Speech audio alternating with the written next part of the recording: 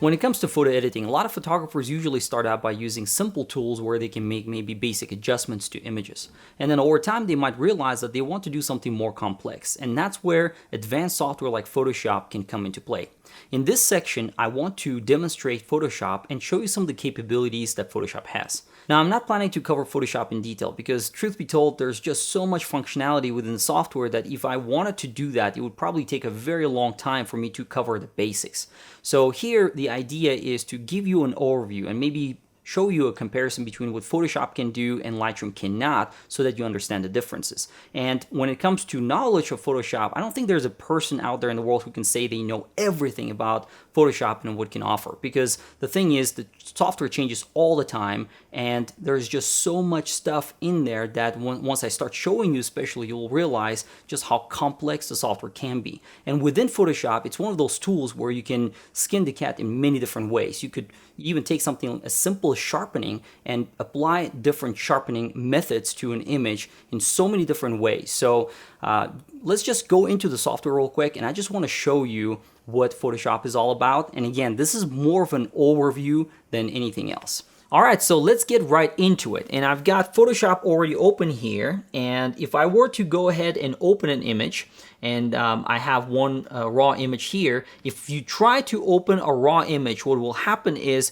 Photoshop will bring up this camera raw tool. And the reason why this happens is because Photoshop natively cannot deal with non-destructive images, raw files. It has to open a separate tool which will then convert this image into a more compatible destructive format that I can then work with. So that's why you see this come up every time when you open a raw image. Now, since I'm a Lightroom user, I really don't see this because I can open an image directly from Lightroom. But if you don't use Lightroom and you want to open a raw image, this will come up. Now, one thing that is important to point out here is that all the editing functionality you have within Camera Raw is exactly the same as in Lightroom. It's basically a one-to-one copy. Now, it might look different, so if I go to Lightroom and I go into Develop module, I'm gonna have Basic, Tone Curve, all these sub-modules here, whereas in here, they're going to be available as tabs. But I still have all the functionality that I normally use within Lightroom in Camera Raw, so even including things like adjustment brushes and gradient tools, they're all going to be available through here.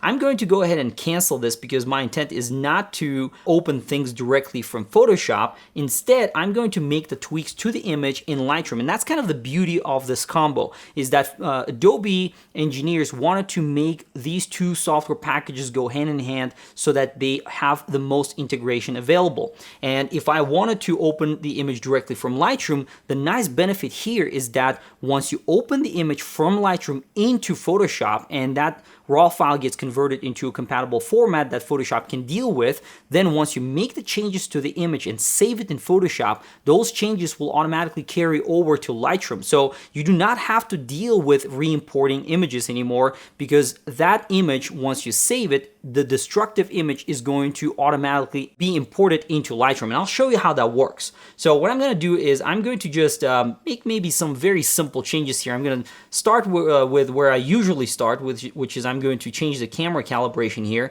and maybe just do some very simple tweaks like add a little bit of sharpening, maybe mask out the sharpening a little bit here, and just do some basic adjustments. And again, I'm not doing anything crazy here, just very simple changes just to bring out the contrast here. Now, once I make the changes here, these changes are, again, basic changes to non-destructive raw format. From here, I can just right-click the image and say Edit In and Edit in Adobe Photoshop. And once I click that, what's happening is Lightroom is passing to Photoshop already a converted format which has all the changes that I made in Lightroom are going to be carried over into this image in Photoshop. So as you can see, if I go back and forth, this image looks exactly the same between Lightroom and Photoshop. So that's just something to keep in mind. Now, what I want to do is if I say, okay, well, I made some changes, and say I just do something like just a simple black brush here. If I go ahead and save this image in Photoshop, what will happen is this just got converted. As you can see, even the extension got changed to TIFF. So if I go into Lightroom to the grid, I now see that same image twice. I've got the original raw file, which obviously cannot be modified in Photoshop, and then I've got this TIFF file here with all the changes that I made in Photoshop. Now I'm going to go back and switch this off. I'm going to go to the history panel here and undo that change. Now what I want to do is, before I show you any more of the functionality in Photoshop, let's just do a very quick overview of the interface here. If you've never worked with Photoshop, what you might see once you open it up, you might find it really overwhelming, and really is, because there's just so much stuff built in to the software. And the very first thing that we should probably do is just talk about the interface here real quick. So you've got the top menu option here that will allow you to go through different areas and maybe select particular tools and go through the plugins. And then you've got this navigation here on the left side, which allows you to pick a particular tool to work with the image. And then you've got all these different panels here. Now, again, it can look pretty scary with all these different buttons, and they're so tiny when you look at them, so it can be really overwhelming. But the idea here is to, again, not to show you everything that's available here, just to show you some of the tools that I personally use and rely on within Photoshop. So let's do a quick guide of the interface here. I'm going to go ahead and click this window, and the nice thing about Photoshop is that Photoshop allows you to actually customize the interface. Maybe you can do some simple things in Lightroom, like expand and collapse some of these modules and some modules that you work with. In Photoshop, you have way more flexibility here. So if I said, well, if I wanted to just work with the photography workspace, I'm only going to have tools here that are relevant to photography. So I've got the histogram and other things. But by default, when you open it up, it's going to open this in the Essentials one, where you're going to have just different options. So the nice thing here is that you can actually move things around. If I say, well, I want that out of there, maybe I want to move it to a different area here, I could actually do that. And if I say, well, no, I actually don't like that, I can go back and reset that workspace, which will bring it back to default. And the nice thing is you can move things around and even save it so that you can only choose to work with the tools that you normally use. So it's a very highly customizable interface. Now, here, if you start going through these different menu options, there's just so much stuff available. And one thing about Photoshop is that there's not much auto functionality built in. Like in Lightroom, you can click on auto and Lightroom will try to guess what the exposure and other settings for the image should be. Here, I think the only things that are auto are these three things: auto tone, contrast, and color. Everything else you literally have to do manually. So that's just something to keep in mind. Anyway, let's just do a little bit of kind of a quick tour of the normal functionality that I use. Normally I set this to photography. Now when I open an image in Photoshop, the very first thing I usually use Photoshop for is the content aware tool. Now the content aware tool in Photoshop is super powerful. This is not something that is even remotely comparable in Lightroom as you can do in Photoshop. Now let me demonstrate you that. And this is probably one of the main reasons why a lot of people who don't even know Photoshop will use Photoshop 4.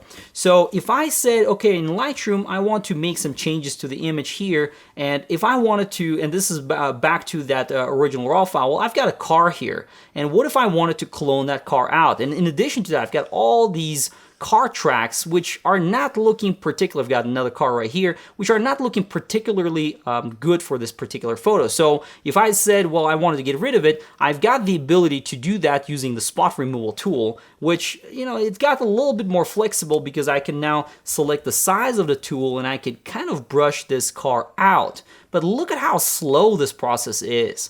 And once I do that, it's not very smart because it's going to give me two options here, either to clone a specific area or to heal a specific area. And the bad thing is, okay, well, I have to find another area that looks pretty similar. And as I drag this is just incredibly slow. And it's not going to do a very good job. Once I start dealing with something more complex that I need to get rid of, it's not a flexible tool. The bad thing about this, now, if you look at the bottom here, it's gotten dark because I didn't select area big enough for me to be able to completely remove it. So So I cannot even go back and re-edit this particular brush. I have to delete it and start over. And that's the inflexibility of Lightroom. There's just not much I can do. And if I started to try to get rid of these tracks, good luck with that. It's just not something that I find feasible to work with. So now if I go back to Photoshop here and I use that same image, I'm going to zoom in a little bit and just show you some of these amazing tools built in here. If I click this tool here, which allows me to do a similar spot healing, I've got the ability to first of all do different types of modes for healing. So I can do normal, which is going to try to approximate things, and then if I do replace, it will try to copy from one area and maybe even do a better job there. So anyway, let me just show you what I can do here. I'm going to increase the size of the brush here, which I can either do it through here, select different hardness and things like that, or I can just press the button here on the keyboard to do that. And if I just paint this over, look at the difference that it's going to make. Boom, and that's gone. And if I see another trace of something else here, I can just get rid of that. And this is an immediate tool. It is so much easier to do this, and I can do this over and over, many times over. As you can see in the history, I've got two spot healing brushes that I applied. And if I had a bigger area that I needed to take care of, I've got all these other tools here. I can use this particular tool and then click a source, which I could say, all right, I'm just going to use this source here, and then I'm going to go ahead and use that source to eliminate all these tracks. Look at that. And it's just something you would never be able to do in Lightroom. And even if you were, you'd need to find another area to copy it from, and it doesn't do a very good job. So if you're after spot healing, I could use this tool all day to get rid of all kinds of stuff here. I could get rid of all these tracks here. And then the flexibility here is that I can use all kinds of different tools that accomplish very similar things. If I wanted to do a bigger area, I could draw that bigger area, and I could say, now copy it from here. And boom, it just copied that. Keep in mind, if you want to deal with situations like this where you want to remove bigger objects, maybe remove people from scenes, remove rocks and trees and bushes and other things that are distracting in that image, the only proper tool to use is going to be something like Photoshop. Now, aside from these amazing tools like spot healing with content-aware capabilities, I also use other functionalities within Photoshop that can be incredibly useful. And one of them is going to be plugins. You can actually use them directly from Photoshop. You can fire them up from here. Now, those tools or plugins might also be available from Lightroom, but the reason why I don't open them directly from Lightroom is because it still will convert the image into destructible format like TIFF. So might as well use Photoshop to do the basic editing here, like spot healing and other things that I normally do, and then open up the plugins to do additional tweaks to it. So let me just demonstrate that real quick here. So if I were to go into filter and then maybe fire up color effects here, what I could do is maybe just use some of these favorite tools that I've got here and just apply something as simple as a pro contrast, and maybe just adjust the contrast here a little bit, boost it up so that we've got the image looking great here. Just some very simple edits here, and I'm just gonna click OK. Now when I do that, Nick is applying this pro contrast to the image, and as you'll see in a second, after it's done saving all the changes, it's actually going to create a brand new layer. Now this is a good time to talk about layers, and one thing you'll realize about Photoshop is that layers is actually the foundational component of Photoshop, and that's the versatility of the software. The fact that you can do so many different changes to the images is thanks to the layers capability. So let's talk about layers and what they are. And right here I have a good example to demonstrate the layers capabilities. So I have a couple of photographs here, and I have this one portrait right here and another portrait from a wedding. And this is a good opportunity to talk about how layers function. Now, if we take these two photographs, and I could say, well, maybe I could take this photograph and put it on top of this one, the moment I do that, the second photograph completely disappears. So think of layers as something that has the ability to stack things on top of each other. So if I had 2, 3, 4, maybe more photographs when I started stacking them on top of each other, layers kind of work similarly. And the image that's going to be on top of it is going to be visible, but the image that's on the bottom of it or on the lower part of the stack is going to be invisible. Now, what if I said, I want to make parts of this first image to be visible on top of this second image? Now, with photographs, it would be easy to accomplish. All I have to do is cut a portion of this image. So for example, here I have a lot of black space here. And what if I said, I just want this face to be part of the second photograph? Well, the only way I can do that is cut it. So let's go ahead and do that, and I'll show you how that works. So while this is going to destroy the photograph, it's going to be a good way to explain this particular segment. So I'm going to go ahead and make the cut.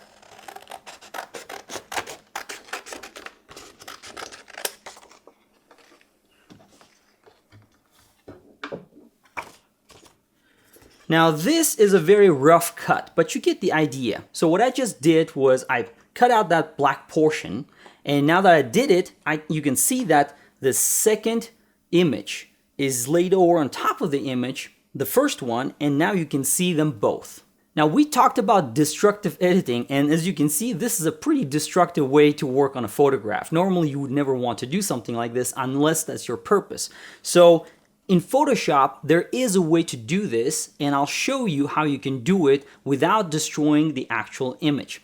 We'll use a couple of tools like masking tools in order to be able to mask areas without destroying the layer, and I'll show you how you can work with things like opacities to be able to take multiple stacked images and work with them together so that they all blend into a single image.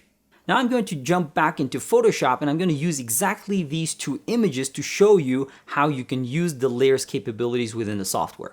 So I'm going to go ahead and set these here for now, and within Photoshop, I don't have those images loaded, so I'm just going to go to my Lightroom export folder, and I've got these two images that I'm going to go ahead and open. And let's go ahead now and merge these two images into a single image. So what I'm going to do is I'm going to now use this as the bottom layer and then load the second image up on top of the other one as the top layer, just like in the photographs that I showed you earlier. So let's go ahead and select this image, and I'm going to go to select all, and that's going to select everything here. Control C or Command C, and then go ahead and go into this one and Command or Control V to paste it in. And I can go ahead and close out of that one. Now what we just did is we now have two layers here. We have a background layer and then something that says a layer 1. Now by default, when Photoshop opens up an image, you're going to see something like this that says background, which means it's not editable. It's not something that you can actually work on. You can do some destructive things to it, but for this purpose, we're going to go ahead and convert that to a layer. You can do that by just double clicking on that, and then it will come up with this option here to create the layer. I can go ahead and click OK. Now we have two layers. What it means is we have two photographs, just like I showed you before. If I were to take both photographs down, you wouldn't see them. So you can technically achieve that by just clicking on this eye thing. And as soon as I do that, that's just the transparent background. There's nothing in there. So if I go ahead and click the eye, now I can see through this image. Now, what if I were to say, well, I'm going to use the erase tool and then just erase some parts of the image? What that did is it's equivalent to cutting those pieces out from the first photograph while I was holding it and not having the second photograph on top of it. And as you can see, it's now a see-through image. Now I'm going to go ahead and undo that, and let's talk about now the second layer. So here's the second layer on top of the first one. As soon as I make it visible, as you can see now, it completely blocks the first image. Now what if I use that same tool, and I'm going to go ahead and increase the brush size here for the erase tool, and what if I start erasing that first image? Just like I cut it, I'm just going to do a very rough cut right here. Now what I'm doing is I'm simply using the erase tool, and as you can see, that's pretty darn close to what I did with the scissors, except I did it in software. And the beautiful part about this is that I'm doing this without actually physically damaging anything. However, one thing that I did damage is the layer itself, because I literally erased information from it. Now there is a way that I can achieve a very similar result, and I'll show you in a second how you can do that with layer masks, but this gives you an idea of how layers work. Another thing that I can do here, which with software now I can do way more advanced stuff compared to the actual physical demonstration of the photographs earlier, is that I can now work with the opacity field here, and I could say, you know what, I'm going to reduce that from 100 to a lower opacity. And as you can see, as I start lowering it, it becomes almost semi-transparent. I can almost see through some parts of the image. And the lower I go, the lower I can see. And if I go to 0, then that top layer disappears. So this is really neat because that means that you can start merging different images different ways. And here, by just working with the opacity slider, I can move it up and down and increase how much of that first layer I can see on top of the second one.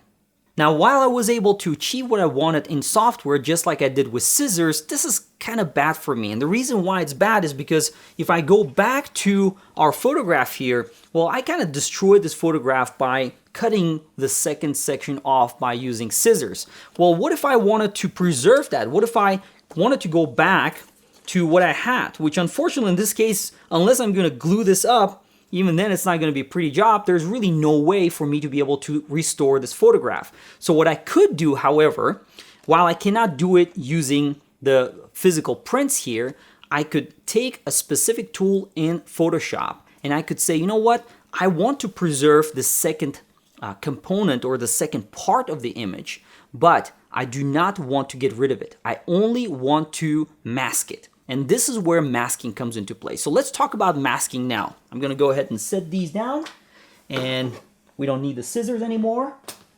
So let's talk about masking. I'm going to go ahead and come back in our history here to the earlier stage where I made the second one a layer. And what I'm going to do now is work on this image. Now, keep in mind, this is as if we never actually physically cut the image. So I undid that eraser tool. And what I'm going to do now is I'm going to use a layer mask. And this is a very powerful tool in Photoshop, something I use a lot. And as you will see later, especially when we start doing the demos and I start showing you how I work in Lightroom and Photoshop, you will see how I use this tool quite a bit. And real quick, I'm going to go ahead and get rid of this history just so that we can work on the image and see everything here. So I'm going to go ahead and select this first layer, and then I'm going to come down here and click right here on this icon. What it does, it creates a mask. So by default, when you click on that, it creates a white mask, which means everything in this layer is visible. And as you can see, when I click that, actually nothing happened with the image. But one thing that I can do now is I can start painting parts of the image. And when I do that, I have to use specific tools to do that. I'm going to switch to a brush tool here, because that will allow me to paint selective areas of this particular mask. And you will notice that I don't have the layer selected anymore. I now have the mask selected. And like I said, with white mask, nothing is happening right now, but watch what happens when I switch my brush to the black brush right here and I start painting. As you can see, now that area that I just painted with black is becoming a see-through. And this is something really important because what I'm doing is I'm using a black brush, and if I reveal this by holding onto Alt key on the keyboard, you can see that this is my mask. Everything was white, and all I did was paint a little bit of black on top. And the moment I do that, if I switch back to the image, now that part becomes visible. So this is something that you have to keep in mind. As you work with masks, there are two things that you need to remember. A white mask means that everything on this layer is visible, and if I switch to black, it makes it invisible. So what I'm going to do now is I'm going to show you a different technique here real quick. I'm going to go ahead and undo the change that I made. I'm going to go ahead and also undo this mask right here. So we can just go quickly here and then step backward, and that removes the mask. Now what I can do is if I hold on to the Alt key on the keyboard and click here, as you can see, it flips the mask. It creates a mask, but this time it's a black mask. And the black mask means, just like I said earlier, now basically everything in this layer is invisible and now it's only showing the bottom layer. Now this is the reverse effect of what I did earlier. And if I switch my brush to now a white brush and start reversing that effect and start painting on this area, look at that. Now, if we switch here to the layer mask itself by pressing the Alt on the keyboard and then just clicking here, you can see everything's black and I painted white. And if I look at what the effect is, now I'm revealing the second layer on top of the first layer. Now at this stage of the game, I could simply use the same brush and just continue painting over the model's face to simulate what I did earlier with a photograph. But what I'm going to do is I'm going to now go back and undo what I just did. So I'm going to go ahead and go to Edit, Step Backward. So we're back to this. And instead, I'm going to go ahead and simply click on the mask to create a white mask because that will simulate my scissors. Okay, so here, let's go ahead and increase the size of that brush, which you can also access through this menu right here. And what I'm going to do is just paint this area. But as you can see, nothing is happening. Whoop. And the reason why is because I have the white selected. So white on white does absolutely nothing. So in this case, all I have to do is go ahead and switch, which now changes to black. And now let's go ahead and start painting now. And as you can see, now it's actually a lot more subtle compared to before. And the reason why is because I'm using a much softer brush that doesn't have hard edges. So if I switch back here and if I increase that hardness to 100%, I could simulate what I did earlier. Very rough cut right here. Now, what did we just do? The big difference between what I just did here with a layer mask compared to earlier stage when I simply erased the part of the image is that the first part was destructive and this part is completely non-destructive. Let me explain. If I look at the image itself, as you can see here from this little thumbnail here, the other side of the image is still there, but the layer mask is hiding it. Now I can simply click on the layer mask, and if I hit shift and hold it and click on that, it disables the mask. And as you can see, we have the full image come back. Now, right now, it's simply disabled. I'm going to go ahead and select it again by holding shift and clicking there. And that just shows you that I did not lose that part of the image. I'm simply hiding it through the layer masks. And that's extremely powerful because I could take multiple images, work on them, and if I now said, you know what, maybe I don't like that layer mask, maybe I want to undo it. If I erased it earlier, there would be no way for me to come back and maybe reapply or just undo the erase tool. Whereas here, what I can do is I can simply switch to the different brush. So in this case, I'm going to switch back to white. And if I start painting again, look at that. Now we're bringing that back. So depending on what you want to do, the non-destructive way within Photoshop, which by default is destructive software, this allows you to be able to do these changes without severely affecting the layers. And you can go back and forth and modify these masks as you want to. And what I could do at some point, maybe I said, you know what, I want to start over. All I have to do is just drag it here, delete the mask, and I can completely start from fresh. And nothing has been touched on this layer itself. Now, one more thing I want to show you in Photoshop is the ability to use different blending modes on layers. Now, this can be really, really cool for doing all kinds of layer work. So what I'm going to do is I'm going to go ahead and now undo that last change and bring back that mask that we threw away. And I'm going to open a logo. I'm going to go File, Open, and I'm going to go ahead and pick this one logo that I already had in my computer. And this is just a sample Photography Life logo. Now, what I'm planning to do is I'm going to introduce it as yet another layer into the two layers that we already had, and I will show you some of the blending capabilities that are built into Photoshop. So let's go ahead and grab this, and once again I'm going to go to Select All, and I'm going to copy, Control-C or Command-C, go back to this image right here, and then paste. Now we have another layer on top of the other two. I can go ahead and close the other image. Now, what I have just done, as you can see, it was a smaller image than the other two, and I have a black logo on top of a white background. And what I'm going to do is I'm going to show you some of these blending modes. So let's go ahead and move this logo a little bit. I'm going to choose that tool and maybe just move it over here for a second.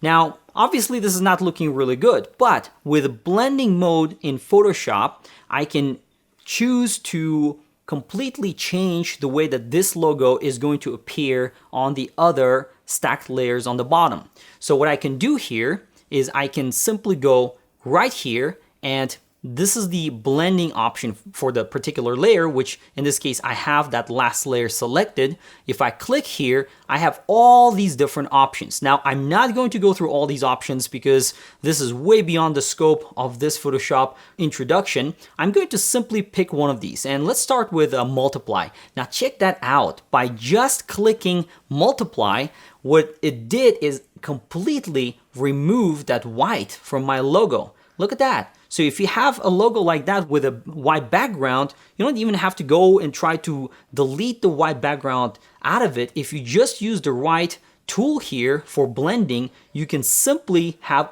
a very quick result right here. Now, the reason why this happened is because now this particular blending mode is saying anything that's white, you're going to basically get rid of, and then anything that's black is going to be visible. So we're physically not deleting anything, it's simply using that particular blend mode to change the way that this photo is going to appear. Now, if you noticed earlier, the side of the logo that says life.com actually has a different shade of gray, and that's still visible, but you can still see that it's not completely black as on the side. So it's not just taking pure blacks and whites, it's also looking at different shades of gray, and whatever that change is going to be, it's going to use that blending mode to try to blend that through multiply into these images.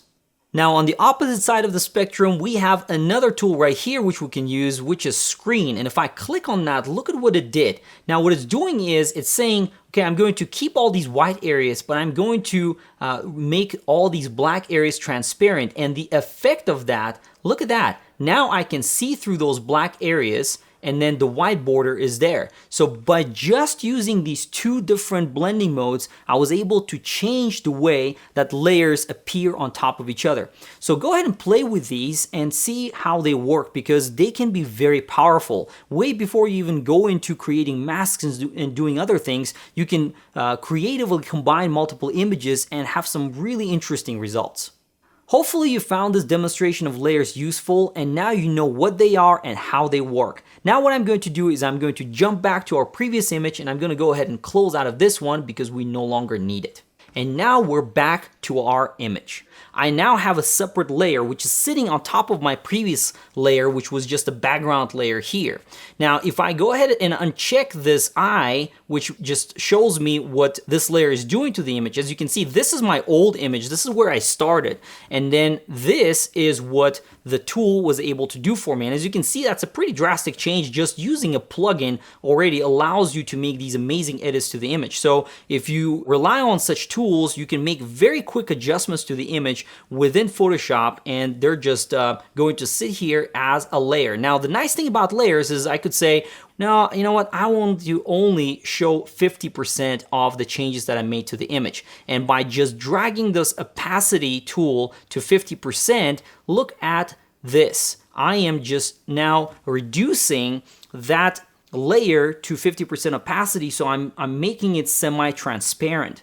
And when I do this, this is the amazing part of the layers, is that if you feel like you've done too much, you can always scale things down. And from here, I could also say, you know what, I'm gonna bring this back to 100% opacity here, but I could say, maybe I do not want this area to be influenced by this change. Maybe that contrast change that applied should apply to the background here, but not to the foreground. I'm going to create a new mask on top of it. So we can start from here. I can just say, I'm gonna use the brush here, and I can maybe increase the size of that brush. And if I paint it in white, so I'm gonna switch the color over. If I start painting these areas here like that, look at that. What's happening is it's now painting just the mountains back into the scene, and I could maybe just carry it over all the way to that background. And what you will see is once I do that, look at this mask now. Well, clearly I did not do the sky, but I can actually take a look at just a mask. If I go ahead and get back to the image, look at the difference. What we just did, we selectively applied certain changes to the image just to the background. We never touched the sky, we never touched this foreground, and we applied that contrast change just to the background. This is truly powerful. Now, while I could make similar changes in Lightroom by using the adjustment brush and painting certain areas over, the flexibility in Photoshop is going to be much bigger because I could go back and re-edit this mask. I could add more layers on top of that and make all kinds of changes to the image, and I could always roll back to those changes. I could hide the layers that I don't need, maybe make additional changes. So for example, if I said, well, I want to make another adjustment to the image, and this time maybe I want to do something with curves, I could bring curves up. As you can see, it created a separate layer for just curves, and I could apply maybe some,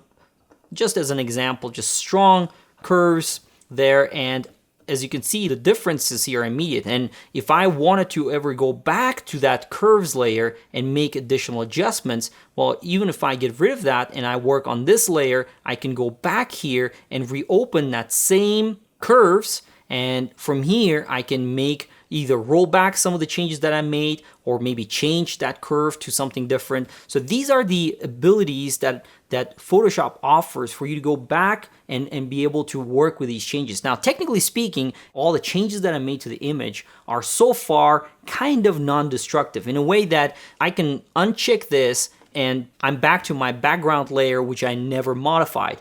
But if I were to make changes to the image every time when I add a new layer, it's going to add to the size of the file. So if I end up using like 20 different layers, especially once they become layers that are copies of the existing layer with changes to it, every single layer is going to be the size of that file. So if I started out and that size is around 200 megs and the total size is 453 megs, so if I'm going to start making a copy of that and I make more copies, look at this number here. The document size that I started with 206, but now it's close to a gigabyte in size. So the more layers I create, the bigger the size will get. So at the end of the edits, typically to preserve the space, what I'll do is if I'm happy with the changes and I know that I do not need to go back and make any edits to the image, I can flatten the image by just going into Layer and then selecting Flatten Image. What that just did is it merged all the changes that I've had within layers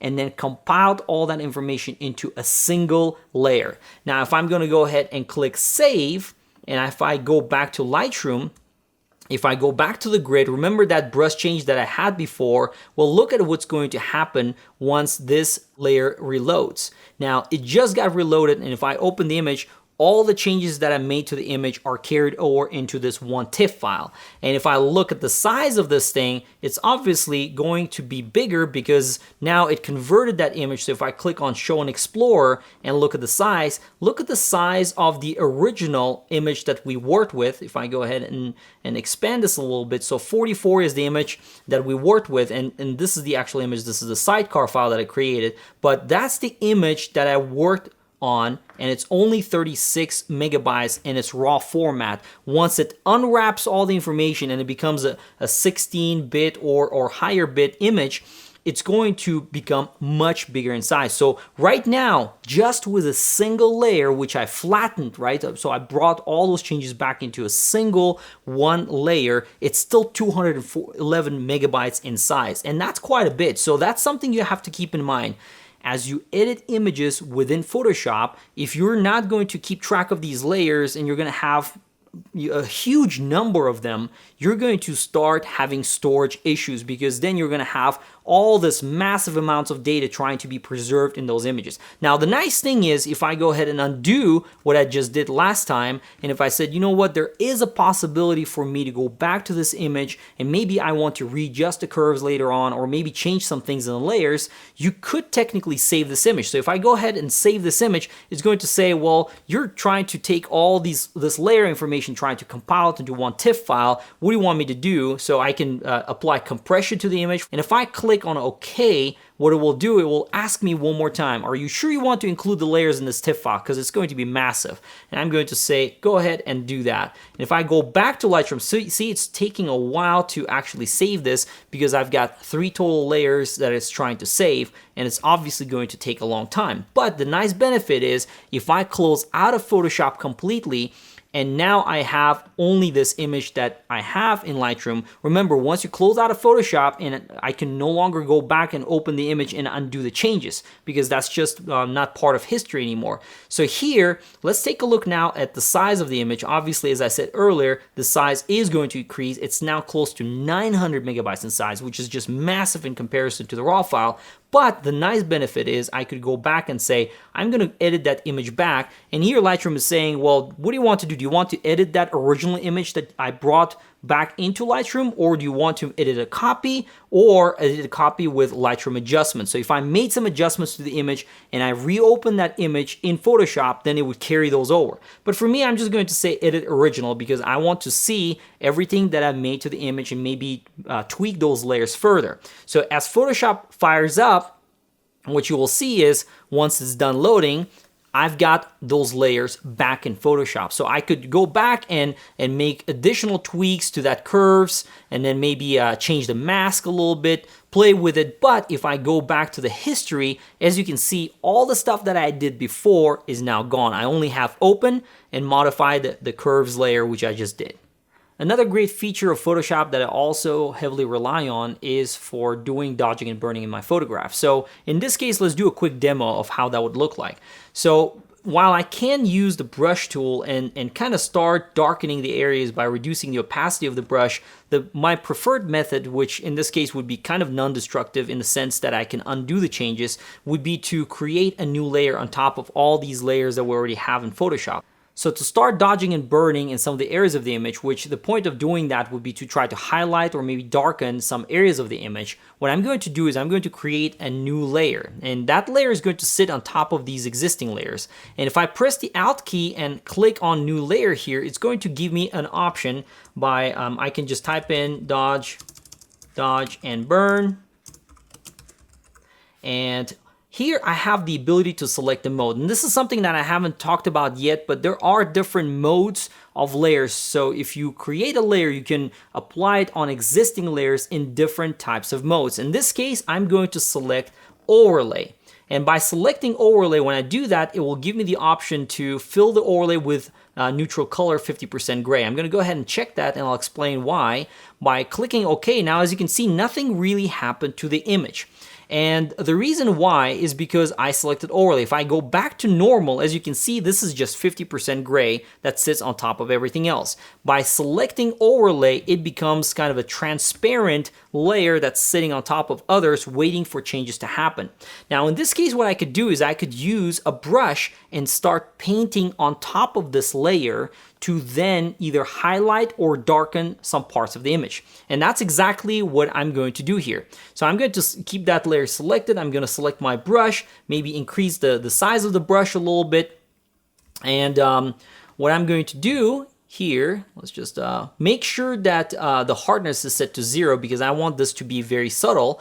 And one thing that I'm going to do is if I set this opacity to 100%, it's going to be a very strong effect of that dodge or burn in this case, which I do not want. And if I select a different color, which in this case I can swap the colors and say I'm going to paint with white, is going to be way too strong. So this top one is burning and this one is dodging. I'm going to go ahead and undo both. What I'm going to do is I'm going to use this pen with its pressure sensitivity capability to be able to do this dodging and burning a little bit more effectively. And this is kind of another power of using a combination of a nice pen like this with Photoshop, because I can enable the pressure sensitivity here. I'm going to go ahead and set opacity to a much smaller number, maybe something like 5%.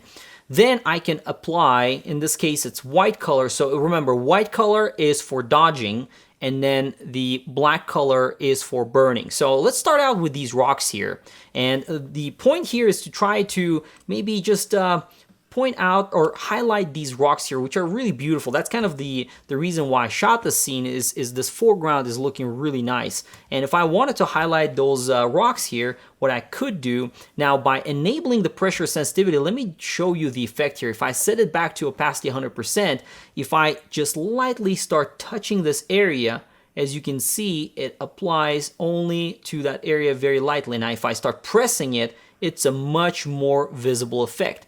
So this is kind of the nice thing about using this tool, is that I have that flexibility. So I'm gonna go ahead and undo that, set the opacity back to something like 5% here, and let's just do a very subtle change here. I'm just going to paint over these rocks here, and you can see there's a very slight change happening, and I'm just doing a little bit of highlighting here on the rocks, and maybe some darker rocks right here, just these areas right here, maybe just this one.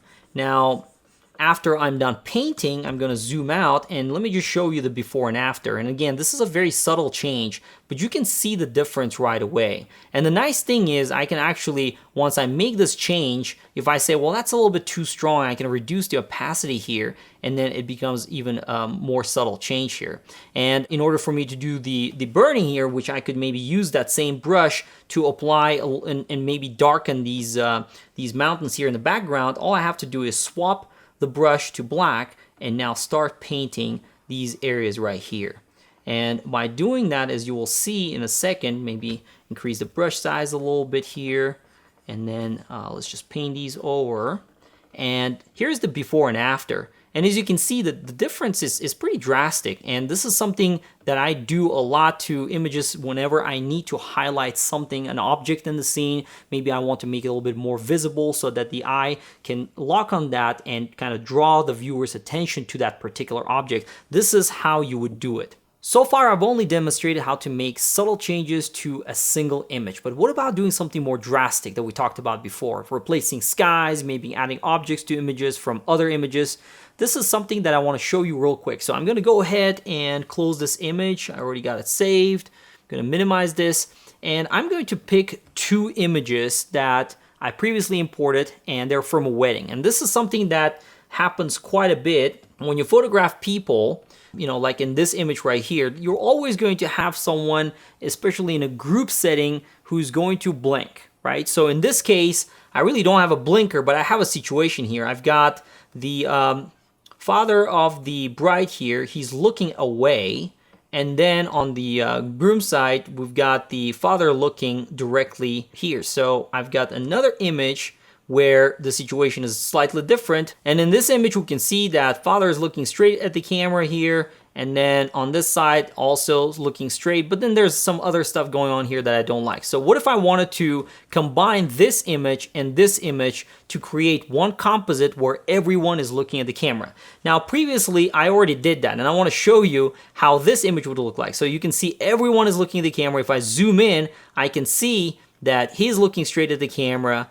On this side, the father is looking straight at the camera, and then they're all looking nice. How did I do that? Let me give you a quick demonstration here. So what we can do here is we can select multiple images. And by the way, there's no way you can do this in Lightroom. So if you ever have a situation like this where you need to fix it, something like Photoshop will come into rescue. So what we're going to do is we're going to right-click on both of these images while they're selected. And remember, I talked about the integration. Well, there's a really nice integration here with Photoshop. I can say open these two images as layers in Photoshop. And what that will do is it will basically copy what I have in Lightroom into a single image and then bring both of those images as two separate layers. And as soon as it's done, you will see that that's exactly how I'm going to end up having the image here in Photoshop. And what we'll do is we'll use the two layers, first align them so that I have a good starting point, and then we're going to transition into having everyone facing the camera. So how do we do this? Now, that's the top layer right now, which is sitting on top of this layer. And what we want to do is obviously copy the eyes of the bride's father from this image into this image. And then the same thing here, from this image, we want to take this father's head and paste it into this image. So how do we do this? Well, I showed you how we can use the power of masking tools. So before we do that though, I'm going to select both images. I'm going to go Edit, and I am going to Auto Align Layers. And I'm going to go ahead and select Auto, click OK. What this will do is basically running an algorithm, and it's trying to align the two layers together so that they can be combined into a single layer, and I don't have to deal with moving the things around. Because if I uncheck this, as you can see, the background now looks the same, only people are moving. So this is actually a good starting point for me to work on this. So the first thing I'm going to do is I'm going to actually put the layer that I want on the bottom, and then put the layer that I'm going to copy things from on top of it. So this is the layer that I want.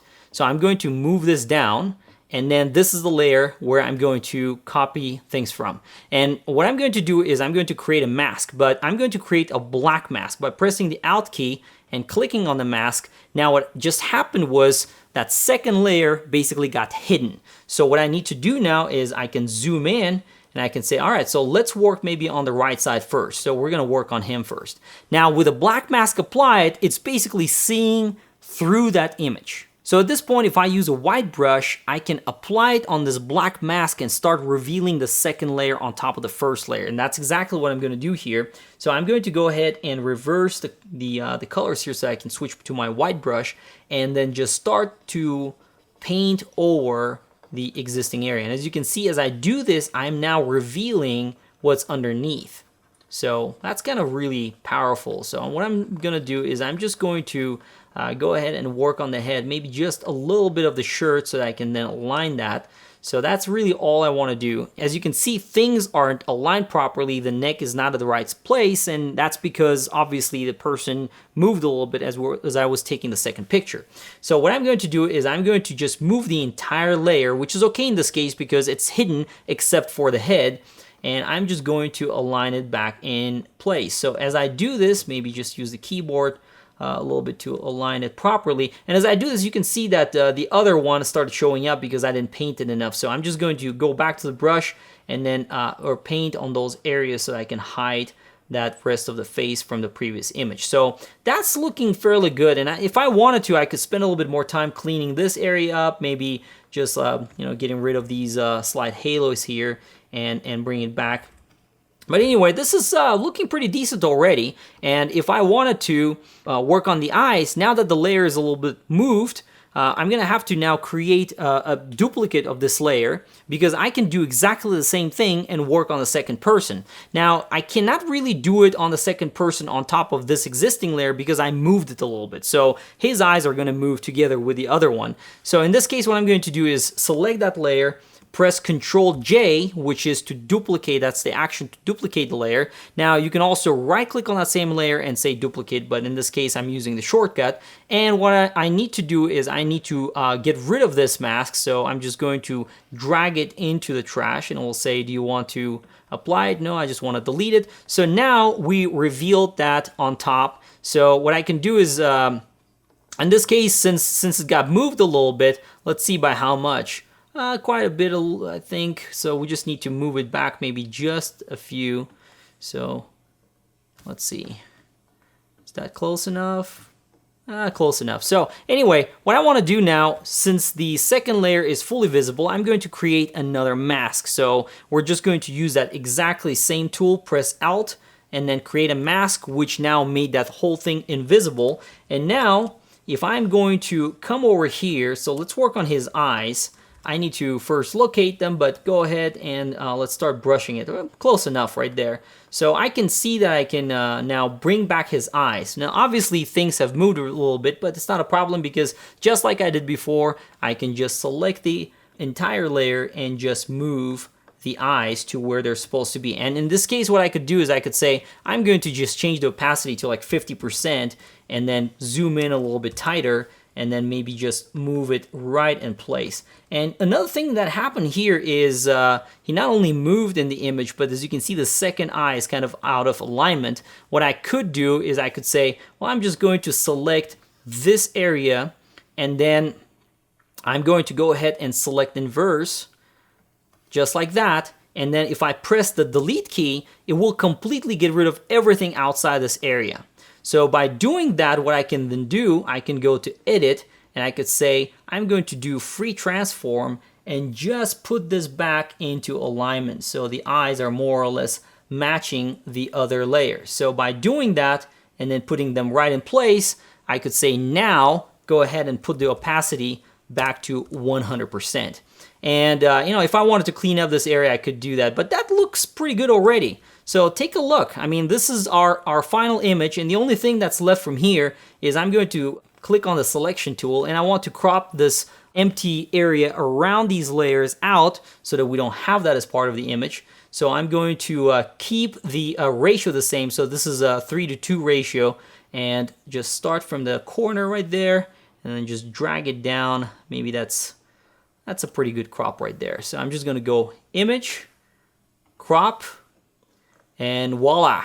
We have one image, which is a composite of two separate images. And what we were able to do, if you look, everybody is facing the camera.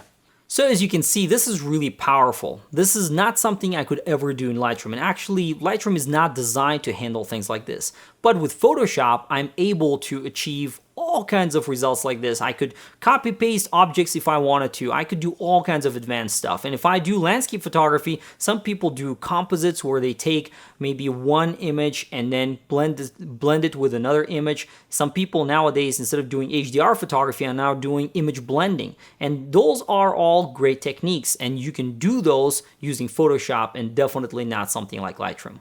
So to wrap up, Photoshop is an amazing tool. There's so much built-in functionality, and everything that I show you so far is only the stuff that I use. It doesn't mean that Photoshop is limited to only these particular tools. In fact, if you wanted to find out more, with Photoshop being such a popular option out there among professionals, you will find so much material online, YouTube videos and other articles. In fact, some articles we even published on specific techniques within Photoshop that if you're exploring and trying to find out more, there's definitely a way to learn. Now, you might find Photoshop pretty overwhelming and think of it as something that has a very steep learning curve, and it doesn't have to be. In fact, I would try not to learn everything. I personally know how to use a few tools in Photoshop, and that gets me by to edit a lot of my images. So think of it the same way. Remember, Photoshop can be as complex as you want it to be. So my recommendation would be to give it a try and see what it can do to improve your images.